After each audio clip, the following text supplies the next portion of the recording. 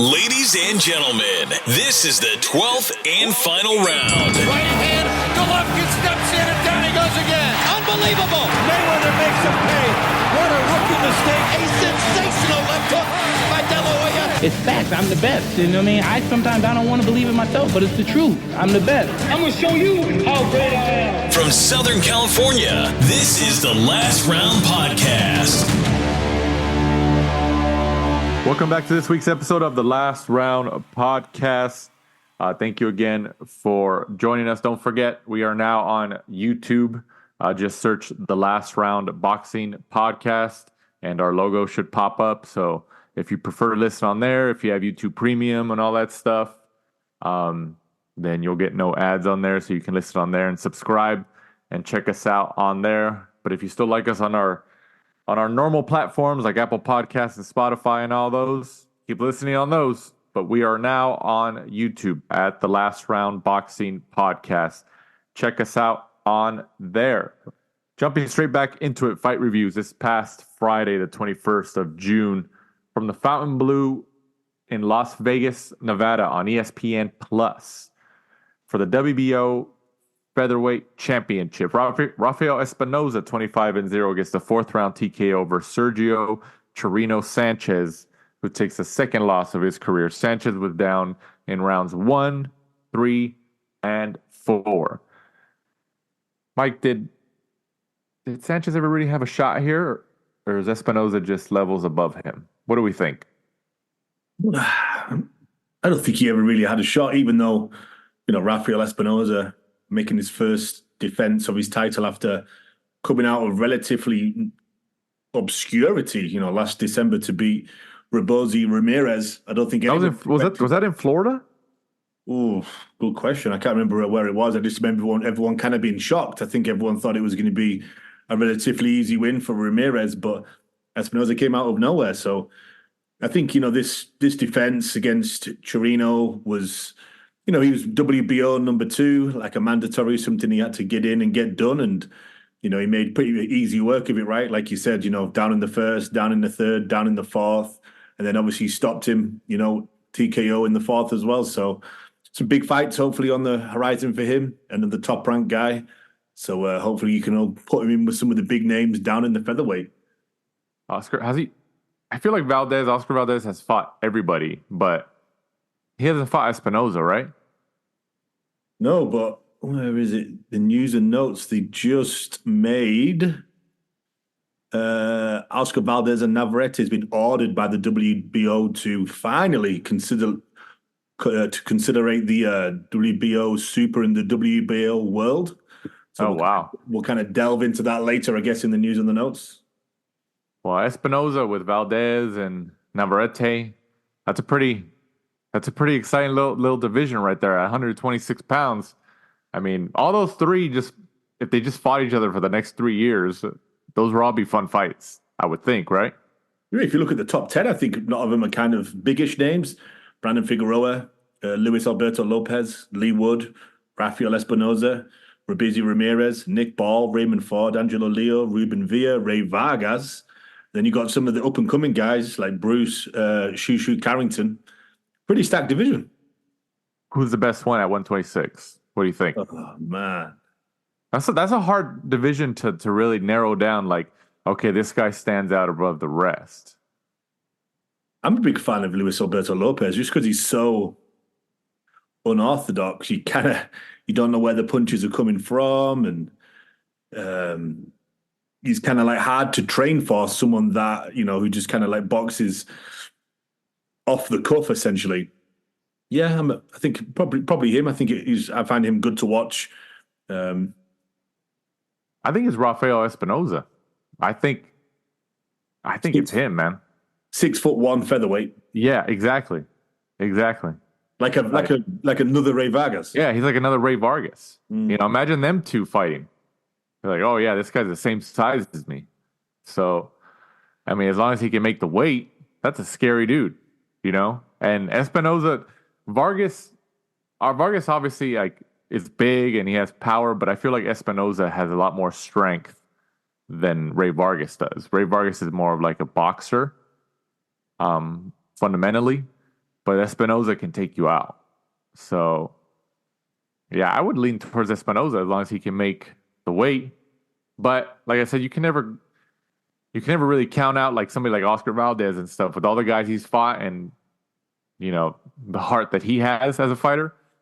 That's a fun division, man. 126, that's a really fun division. So I'm sure Top Rank is gonna have some fun round robbing all those fighters together for the next couple years or so. There's some good matchups there on the horizon. Moving on, this past Saturday, the 22nd of June. Where was this fight at? In Europe, right? In Europe somewhere? Do we know? Yeah, over in the UK. Sorry, did I forgot to put it on there? Yeah. No, I don't see it. Well, it's in the UK somewhere, right? Manchester. Pretty sure it's in Manchester. Manchester. Tyler Denny, 19-2-3, gets the technical decision due to an injury in the 5th round over Felix Cash. The scores at the time were 49-47 twice and 49-46. This was for the EBU European Middleweight Championship. So, should they rematch? I mean, that's the only logical conclusion to this, right? Because there was an injury that had to be stopped. Funnily enough, you haven't heard too many people call for it. I think Felix Cash just looked like, all of the things that were going on outside of the ring and, the drinking and the stuff like that has just affected him. He looked out of sorts. He looked like the timing was gone. Tyler Denny, I would have thought relative ease. I think you could give Felix Cash maybe one round. Normally, you'd be right. Normally, you would say that a lot of people would be calling, it was, it's an injury. Let's see the rematch. Let's run it back. But nobody really has done. Even like a lot of the podcasts I was listening to this morning, no one's really ever called for that. I don't know if Felix Cash is just going to be one of those guys that we just wonder if, what would have been, because he always had that flashy style. He was always great to watch, and you just kept thinking like, slowly but surely he's going to end up, moving his way through the divisions and kind of being the next British world champion, maybe at middleweight, because he had a good style. It was always good to watch, but it's just obviously all things outside of the ring, which slowly has kind of tarnished and maybe ruined his career now because, he's not getting any younger like the rest of us. Didn't you pick Cash last week when we talked about this fight?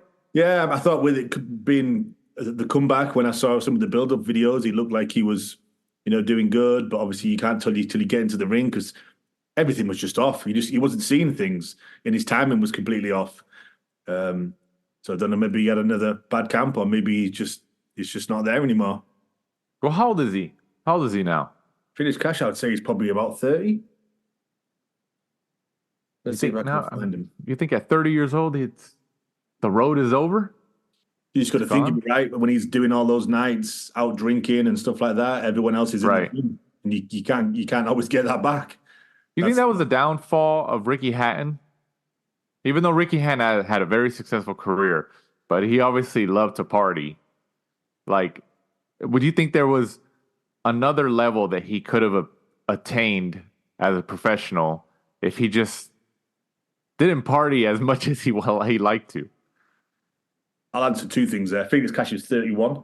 Do you know what? It was kind of his rising and his downfall, because he wouldn't have had those legions of fans if he didn't come across as like the working man.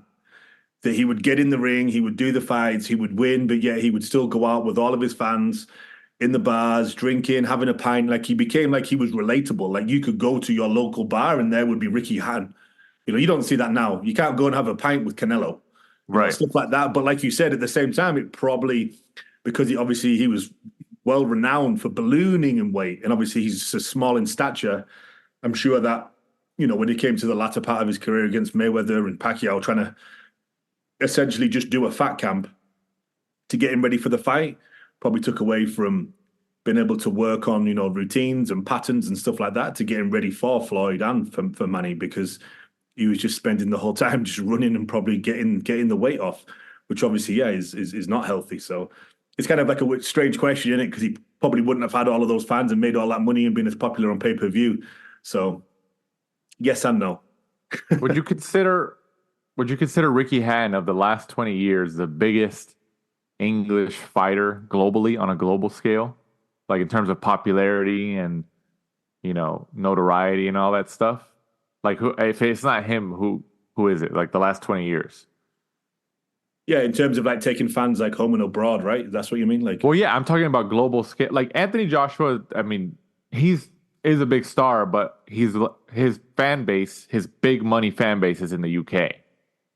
So, like, is it Tyson Fury? Like, or is it, if you kind of had to arguably pick out of the last 20 years an English fighter, like pound for pound in terms of global popularity? yeah. Who, Because I've spoken to people who in Vegas when we've gone to fights, people who live there, media, and they've said they've never seen anything like it. The fact yeah, that it's like a well-known story that the MGM Grand ran out of alcohol. that is The Ricky Hatton insane. fans, they were literally shipping it in from other casinos. That's insane, man. So you can't really compare. It's funny, isn't it? Because you think that Ricky Hatton doesn't have any pay-per-view records. Not really, no. I mean, like he was on pay-per-view with Pacquiao, Mayweather, But like he doesn't hold like any like $1 million pay-per-view or well, I'm sure the Mayweather one wasn't it? that's a good question, man, because I wonder how many times he was on pay-per-view and stuff like that, because with the amount of fans that he had, like it seemed like they all traveled, like they all wanted to be there.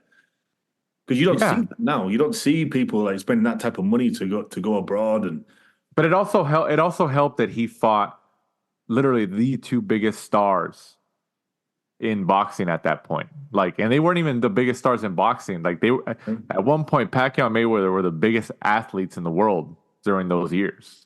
I think it was, wasn't it like back to back or pretty much back to back? It was pretty much, yeah. He fought the two biggest stars in the sport. Like they were global they were global celebrities. And Costa Zoo, remember how big Costa Zoo was? That was like his big win. That kind of like got him on the world spectrum, I would have said. That earned him those big fights. Right. So Ricky Hatton, biggest star from the UK in the last 20 years? Star. I'm not saying best fighter. I'm saying like pound for pound popularity. In terms of that, like putting butts on seats and selling out Vegas and having people travel, has to be. Right? Just from what people have said, like, like the walking down the strip, they said they've never seen anything like it. Probably the closest one like that to make people travel and he's not a boxer is probably Conor McGregor. Yeah, right. But that's he crossed my mind, but I didn't really include him. Yeah. The boxing standpoint. Right, exactly, yeah. But yeah, Ricky Hatton. Yeah, I think because that's what I thought. I was like, I don't know who else comes close. Yeah, I couldn't think of anyone really like that. I don't know if we'll see anyone like that. I think those times have kind of gone, haven't they? Now. Well, it was a perfect storm for him. Like I said, he fought like the two biggest fighters, like the two biggest athletes at one point in the world. Like within a 1 year span. So, like it was huge. And there was no like social media wasn't big back then. Mobile phones weren't, as strong as they are now. Like television was still strong, had a stronghold on people's homes. Pay-per-view still worked, like in terms of marketing and reaching people.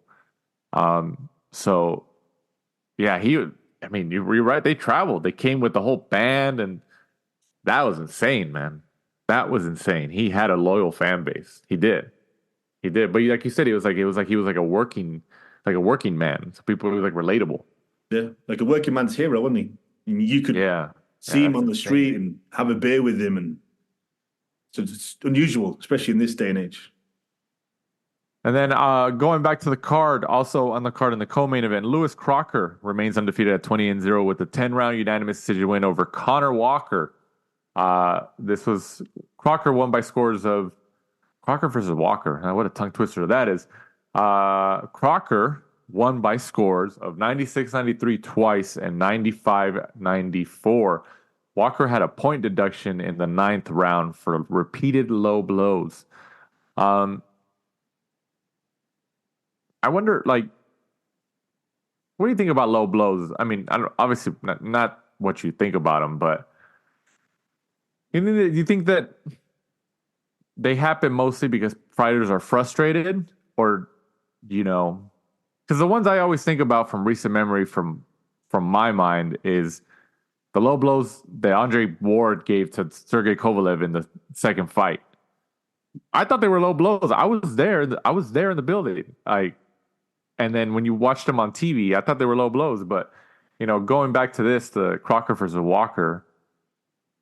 Do you think they come mostly out of frustration? If you really had to categorize them, or is it just kind of like they just want to see let's see how where I can get away with it, and if they call it or not?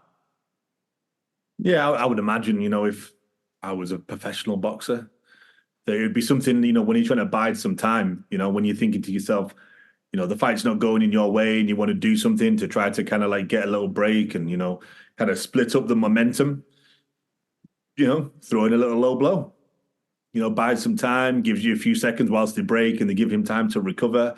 Hopefully when they restart, you kind of get the momentum switch and it starts to go in your favor. I think that's probably the most tactical way, unless it's just, maybe a size difference type thing where you keep doing it because the dude's so much bigger than you or something like that. I don't know, but yeah, right. When you first asked us, that would be my decision. It's more of a technical little thing to try to kind of bend the rules, kind of like when you're old manning someone, all the tricks of the trade. Exactly. What do you think about Crocker's future? Undefeated right now, 20-0. Got the win here over 10 rounds. Where's he going to be at in the next 2-3 years? Well, I thought he lost this. I thought Walker outworked him quite easily, to be honest with you. Maybe that's why he was low blowing, because he was getting frustrated. Yeah, it's I think Crocker maybe just has that one style, which is fan friendly, which is obviously why, Eddie Hearn's put him on the last few shows, had him out quite consistently over probably the last 12 months or so. But I think the pressure from Walker, just constantly walking him down, good combinations, good blows. I think he outworked him, and I think he should have got the W. If you're Crocker, you probably want to stay away from Walker. Unless he's, the bigger man, and he's quite a lot of people are shouting that, Walker won. Let's give him the rematch. Let's try and right that. But I'm sure Crocker's hell no, I'm not having any piece of that, and he's going to disappear. And I think they were saying on the commentary or somewhere that I think he might have a big fight against Paddy Donovan over in Ireland. Oh, wow. Okay. Yeah, which would be kind of up-and-comer in Paddy Donovan up against Crocker, someone who's kind of hit the scene out of nowhere, big, heavy. I like that fight. I think that's a pretty decent matchup. Yeah, it's a surprising one, though, isn't it? Because you think they're kind of both on the rise. So it's, one of them's obviously going to slip back down the hill, which is... That's kind of like a Golden Boy move right there, where they just put their guys against each other. That's a Golden Boy fight. No, definitely. I mean, it's, sink or swim, right? When you go, it's another prospect. So it's a good fight. I'd like to... Hopefully that rumor is true. Moving on to fight previews this upcoming Friday, the 28th of June, from the Entertainment and Sports Arena in Washington, the state of Washington, right? On ProBox TV. Lamont Roach, 24-1-1. It goes up against Feargal McCrory, 16-0. This is for the WBA Super Featherweight Championship of the World. McCrory was obviously on the show within the last 2 weeks or so. You interviewed him. He obviously talked about his fight, talked about other things, how he got into boxing and his take on other stuff and in the sport. So trying to be as unbiased as you can, because obviously he was on our show recently. What do you think about this fight? And Lamont Roach is he's with a friend of the show. He's been on a couple of times. He's with Roberto Diaz, former VP of Golden Boy. So Roberto Diaz is still on Lamont Roach's team. So what do we think about this fight? Good matchup, I think. I know that Lamont Roach picked McCrory, I think I'm right, as a voluntary. So I think McCrory was just inside of the top 15 in the rankings. So I think, obviously Lamont Roach has seen him as probably easy pickings, I assume. If you're going to defend your belt, you're probably thinking to yourself, okay, who is stylistically a good matchup for me, someone I can probably get a W against before you obviously go and face your mandatory, which you obviously don't get to pick.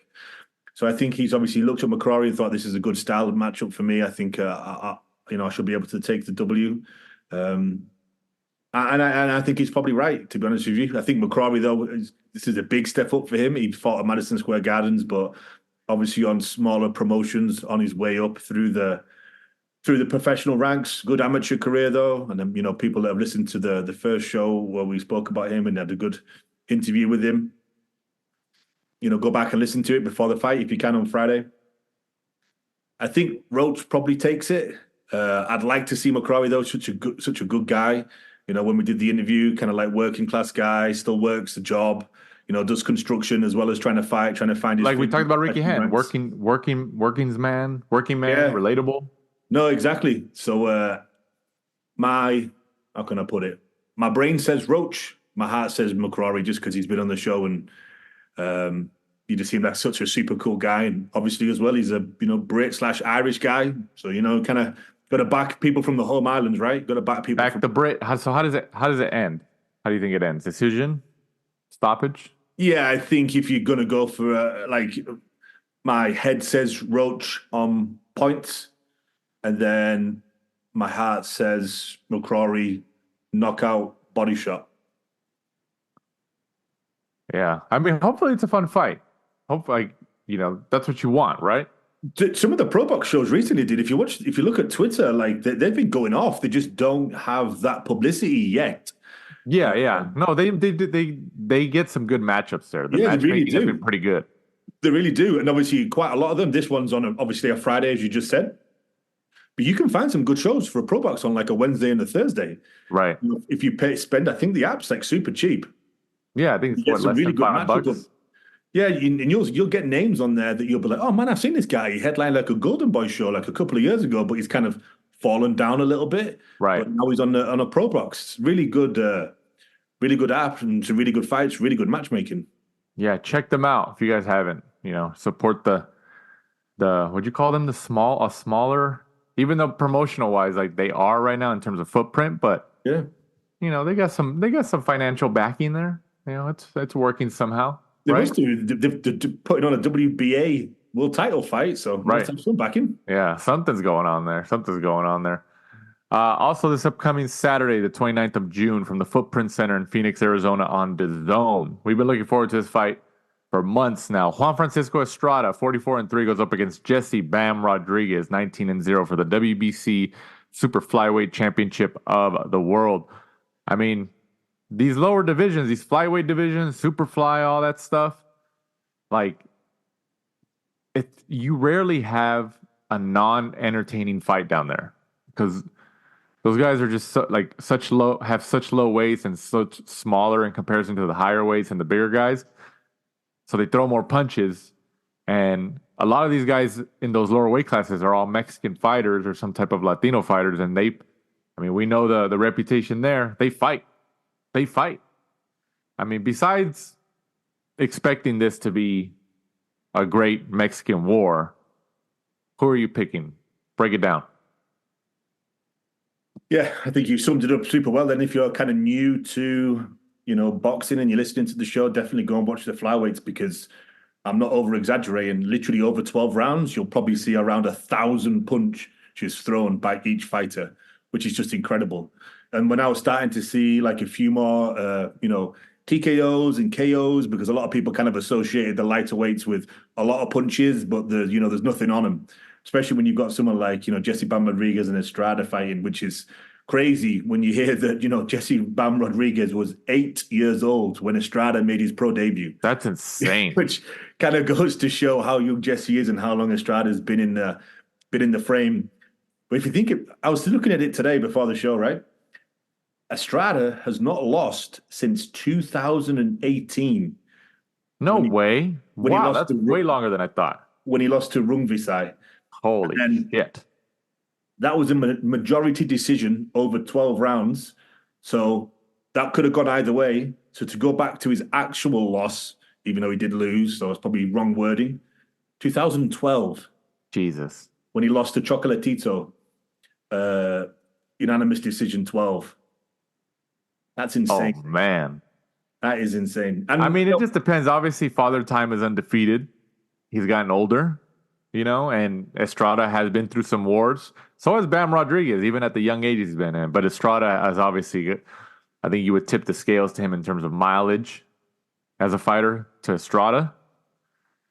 But man, eh, you, I don't know how you cannot not expect this to be like a fun fight. Like that expectation is high here for boxing fans. It is. It is. And Bam Rodriguez has been showing that he's the real deal. Like, even if let's just say he loses, I think an honest boxing fan would still say that Bam Rodriguez is still the real deal. And I'm leaning towards Bam Rodriguez here just because young guy, Robert Garcia and his team over there in Riverside, California, have been saying for years that Bam Rodriguez is the guy. They ask him, "Oh, who's your next guy? Who's coming out of your gym?" And they always said Bam is. They've been saying that for years, and he's been proven right. Like Bam's what this is his last fight was against Sonny Edwards, right? That was the last fight. That was also in Arizona. That was a fun fight. I mean, yeah, I don't know how you cannot not expect fireworks in this one. Bam Rodriguez is he's a fun fighter, and he has a killer instinct. But Estrada's already proven that he doesn't back down. He's got the Mexican style, obviously. This is a fun fight, man. This is a fun fight, and it's in Arizona. I'm sure they're going to draw a pretty decent crowd in Arizona right there. A lot of Mexicans, a lot of Latinos, and all that stuff. So what do you think? Who are you picking? I think this is, like a passing of the torch type fight. I think, Estrada probably lost his last fight, which was actually 2 years ago when he fought Chocolatito. I think it was a split decision. Whereas if you look at like Jesse Bam Rodriguez, since, 2022, he's fought Carlos Cuadras, Rung Visay, Israel Gonzalez, Christian Gonzalez. And then his last one, like you said, was against Sonny Edwards. So he's been in some big fights over the last 2 years, and the guy's still only 24 years old. Yeah, that's insane. He just has that mentality. He just gets better and better. A lot of people went in there thinking that Sonny Edwards might be all wrong for him. He took Sonny Edwards to school, essentially. He gets in there with someone like Rung Visay at the age of 22. 22. Made easy work of him, TKO. Jeez. He just gets better and better. And he's one of those guys who, like, because he hasn't fought for, 6 months, we kind of forget about him when we do our pound for pound list. And then we'll watch him on Saturday. He'll probably do something amazing again, beat someone like Estrada. And then we'll just be like, wow. Like, yeah. He just straight back into the top 10 pound. He's the real deal, man. That kid is a real deal. Yeah. Like, he's proven it. That's why I said, even if he loses on Saturday, which I don't expect him to, it'll be a fun fight, but I expect him to win. Like, I think he's still the real deal. Well, even with a loss, even if he gets a loss, he's the real deal. I think the fact that he's now a father, I think that's going to make him even more focused. And I think that he stops Estrada late. And but I don't think Estrada retires, because I was watching some of the preview videos on YouTube today, and Estrada says he's got 4 more years. He won the boxers until he's 38. That's insane, man. That's insane. So we're still going to see him going around. So I think it's a fun matchup, man. This is a fun matchup. It could be the funnest matchup of the year in terms of entertainment and satisfying that boxing itch. This is a big candidate for that fight. You think that award? Weird placement. You don't think he should have been in Texas or Cali? Well, yeah, but Bam Rodriguez has already proven he's already fought in Phoenix a couple times, in Arizona, that whole greater Phoenix area. And obviously Matchroom and DAZN are returning there because they're like, oh, okay, we've gotten a decent turnout of fans, and man, I guess they like it. I mean, Matchroom went there a couple times already. The first time they went was what? Jacobs Chavez Jr.? Was that the first time?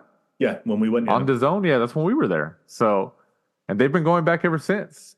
So, I think it's just more like, oh, Phoenix from LA is like 5 hours or something if you drive.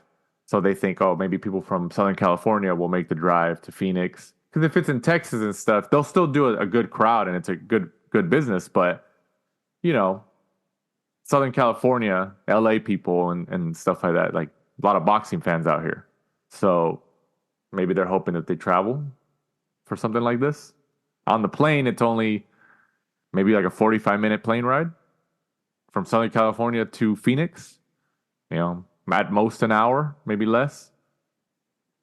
So let me ask you this. Percentage-wise, the next 2 years or so, Bam Rodriguez versus the Monster. How likely is that? I think eventually it's going to get to one of those ones where they've kind of cleared out whatever divisions they're in, and then they'll maybe they'll meet in the middle, or maybe do like a catch weight or something like that. But then they're both with is it Taken Promotions? Is Bam Rodriguez with Tekken? Is Tekken? It's called Tekken, right? I think he's like a co-promotional with Matchroom, and I think there was something there where the owner said that he would never put them together or something like that. Or I can't remember, something like that. Maybe that's possible, but I just cannot see that. I'd love to take it away that, because I might be wrong. That'd be an unbelievable fight. Like, why not? Yeah, why not? I'd love to see that. Absolutely love to. What a matchup that would be. Yeah. Because think about it. Like we just talked about. Inoue's just mowing down everybody in front of him, weight by weight by weight. Just getting all these belts, undisputed. Bam Rodriguez is technically doing the same thing. He's obviously younger and he's in a couple weight classes below, but it's not like the Monster's like a naturally big guy. He's naturally a lower weight class guy. He's just able to carry his talents as he keeps increasing in weight. I'm telling you, man, Bam Rodriguez versus the Monster in the future, that's a fight, man. That's a fight. And I'm sure Bam would probably go to Japan. Because the Monster's in a way such a star over there. He's a superstar. But imagine that fight out here in the United States, whether it's in Arizona, even in LA. Like, I think the Monster versus Bam Rodriguez as a lower weight class fight would sell out probably the Forum here in LA. Yeah. I think it would.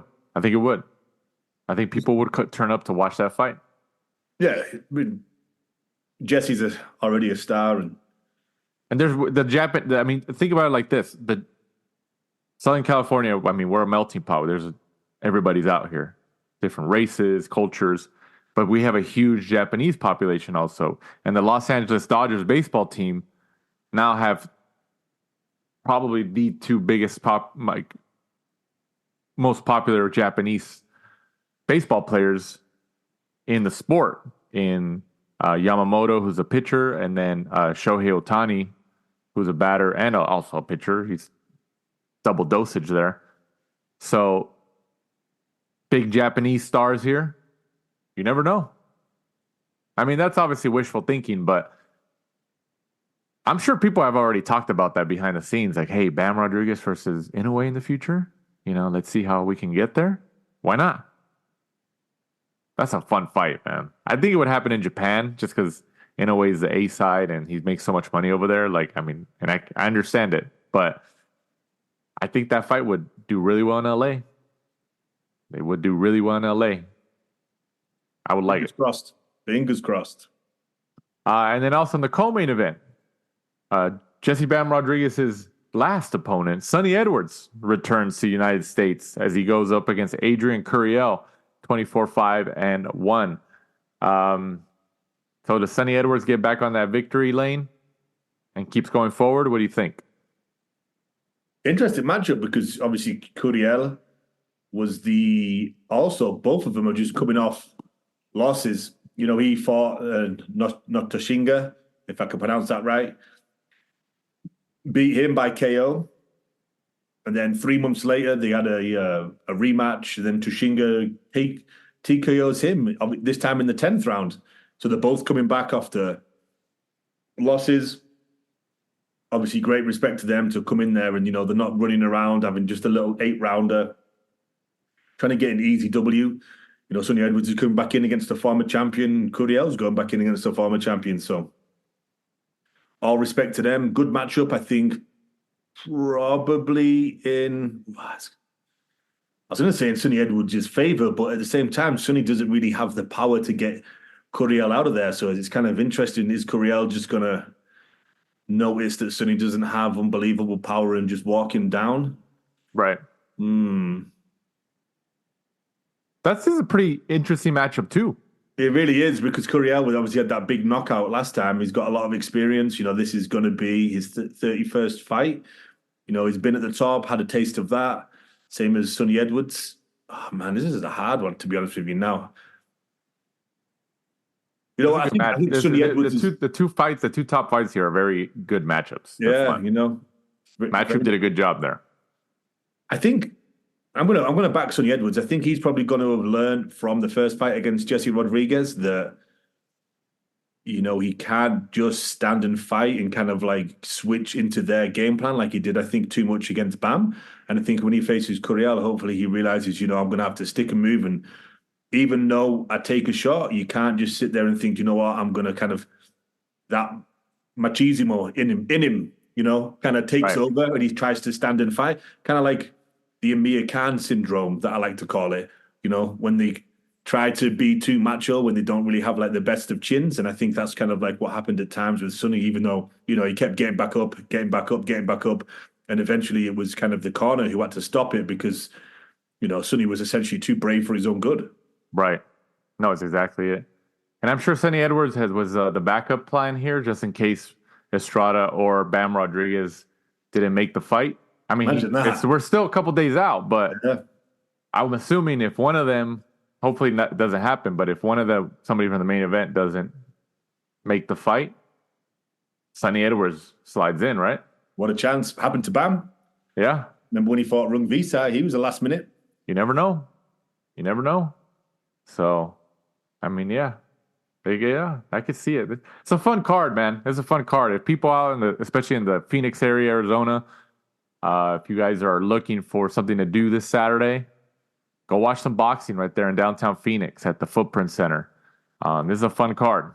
You guys can have some drinks, get some food, and watch some entertaining fights. Should be a fun night of boxing there. And then also this upcoming Saturday from the James L. Knight Center in Miami Beach, Florida. Florida getting some fights on ESPN and ESPN Plus. Teofimo Lopez returns 20-1 as he goes up against, Steve Claggett, 38-7-2. This is for the WBO Super Lightweight Championship of the world. So, is it just me, or I'm not excited for this fight? I don't know, maybe Top Rank did try to make some fights. I know it's hard because of the politics, but, Lopez is he's a big name. He's popular. We want to see him in there with the bigger names. Is it wishful thinking, or is it just are the politics just too strong within these weight classes, 135 and 140? What do you think? I think everyone's kind of saying the same thing. It's Teofimo just has the weirdest resume, because he just he'll fight someone super good, like a Josh Taylor, and then he comes back and fights like a Jermaine Ortiz. And now we're seeing him in with a Steve Claggett when he's in one of the probably most popular stacked divisions, where he really could fight someone unbelievable at 135 or 140, because how many times did he complain about making weight and that he needed to move up and all that sort of stuff? And I don't know whether he's just looking for an easy payday, because if you look at Steve Claggett's record, most of the names on there you don't know, even including some of his losses. He fought Danny O'Connor, Chris Van Heerden, lost to him. Probably the biggest name, the most notable win of his was back in June of 2023, where he fought Alberto Machado. Yes. Oh, wow. Yes, that one as well. That one, the real one, who's a real one. The one who lost twice to Andrew Cancio. Yeah, over there in Indio, California. That was actually Machado's last ever fight. He's not fought since. Yeah, he hasn't fought since. And that was years ago now, too. That was years ago. But like you said, I think it's just easy work for Lopez. We have seen at times that he can kind of switch off a little bit and not really get up for those smaller fights, when he fought someone who's kind of tricky and like Sandor Martin. So I think Teofimo Lopez hopefully is up for this since he's been out of the ring for some time. And I think it makes easy work of Steve Claggett. And hopefully, fingers crossed, we see the best of him because I do like watching him when he's on form. And hopefully he takes him out within 4 rounds. Yeah. I mean, Teofimo Lopez, like we talked about in the past, he's hot and cold. You really don't know what you're going to get. He obviously has the talent, but sometimes you see him go up against these opponents and you're just like, oh yeah, he's levels above. And then he has a tough time. So it's hard. Like if you're a betting man or woman, Teofimo Lopez fights must be the most nerve-wracking fights to bet on because you really don't know, who's going to show up this time. He's so hot and cold. He goes back and forth like a ping pong ball. So, I mean, we'll see. But after this, assuming he wins because he is the big favorite, hopefully they can make a pretty marquee matchup for him because he is one of the biggest stars in these divisions. I wonder if he's just trying to run his contract out with Top Rank. Maybe he's trying to go do what Shakur Stevenson's doing.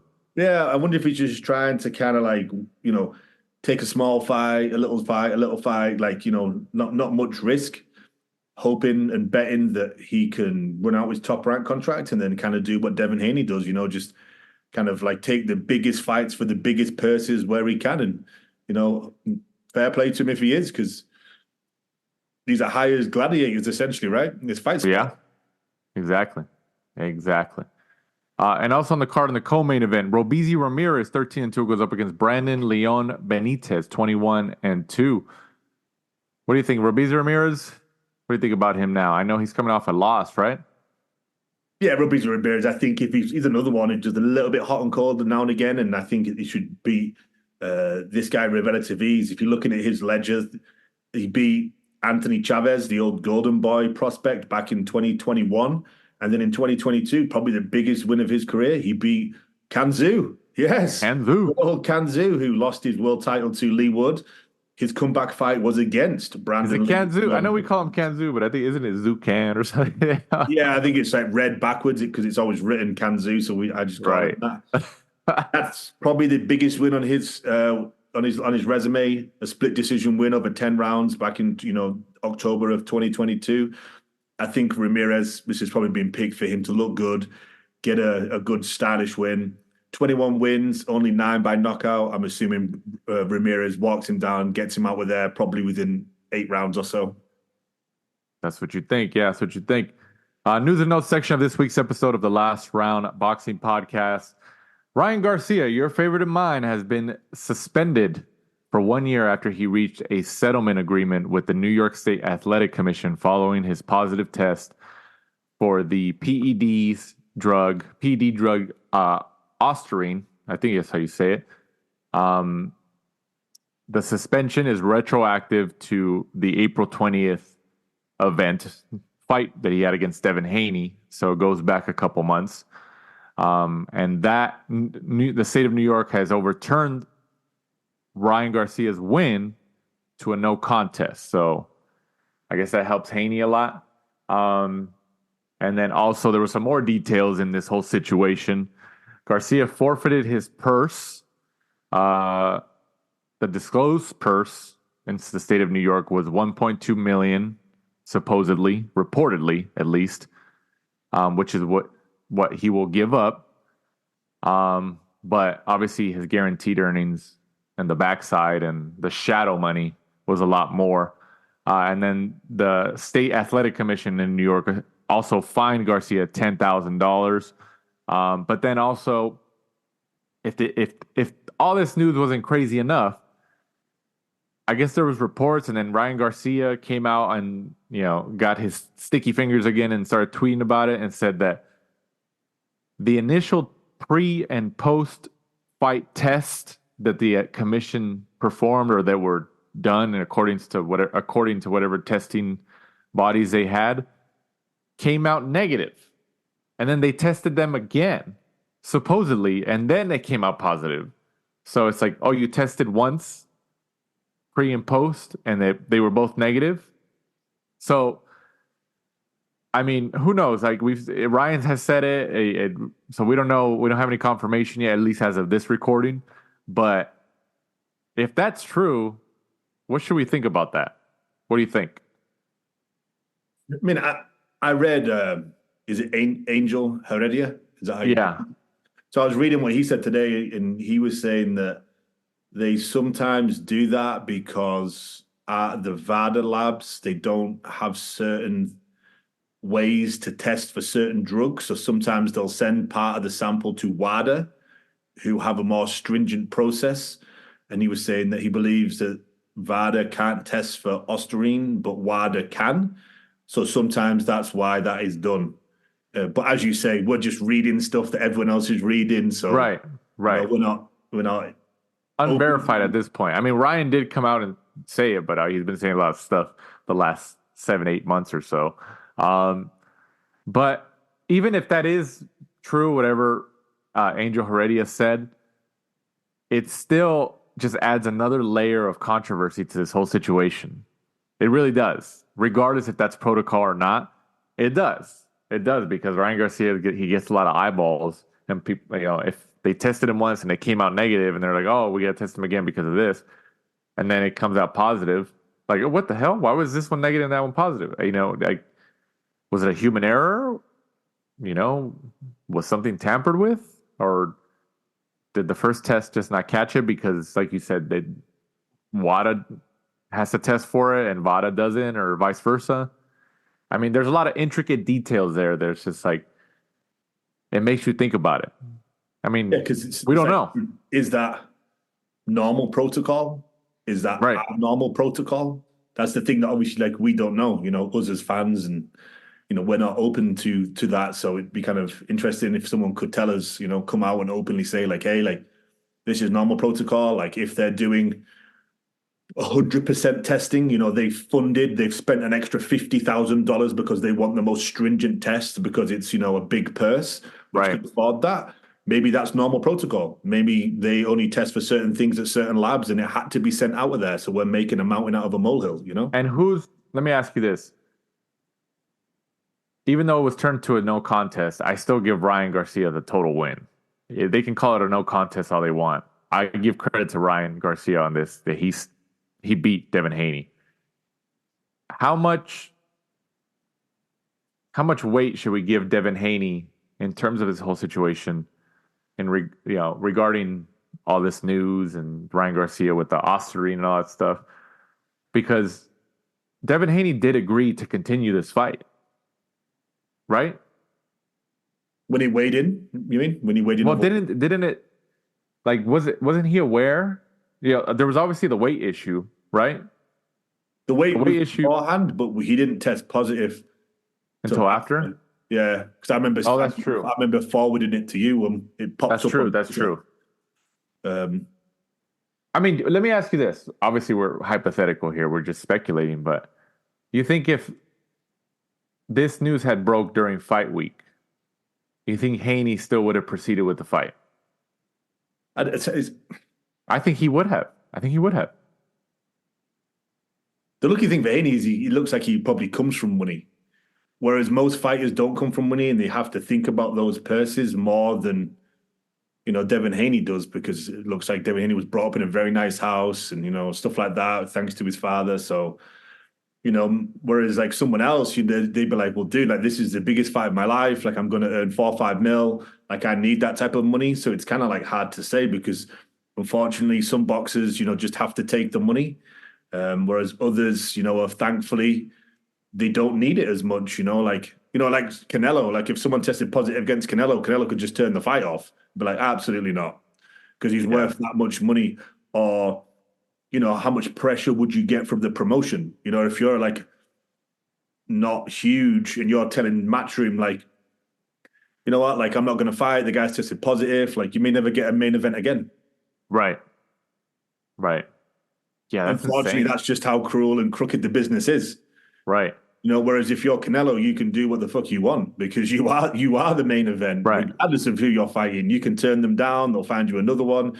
You've got money in the bank, and everyone's going to do what you say. Everyone's just going to be a yes man around you because you bring that much money constantly, whoever you fight. I think Haney would have still proceeded if he would have known fight week that Garcia tested positive. I'm sure if you look at it going into the fight, we all thought he was going to win anyway. He was probably we picked 30% favorite. Yeah. So like you said, he came in overweight and then Ryan did. Right. And obviously he still took the fight then. So maybe he thought, oh, well, if he's having to use drugs, he's obviously not that confident. He could have looked at it like that, which it's reasonable. Yeah. So we're just speculating. We're not Devin Haney. We're not inside of his brain. Right. But I'm willing to bet. I'm willing to bet he would have taken it still. But who knows? Also, Jack Catterall and Regis Prograis will meet in a 12-round junior welterweight fight on August 24th in Manchester, per Matchroom Boxing's announcement. This is a fun fight. Better fight than the original. Matchroom's putting in some. I mean, they do pretty well too.